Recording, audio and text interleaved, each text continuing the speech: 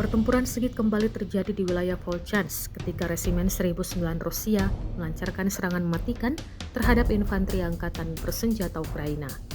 Dalam rekaman yang diunggah di Telegram pada Sabtu 20 September 2025, tampak operator drone serang dari Resimen 1009 mengintai pergerakan tentara Ukraina. Setelah memastikan pasukan lawan masuk ke dalam reruntuhan bangunan, serangan langsung dilancarkan.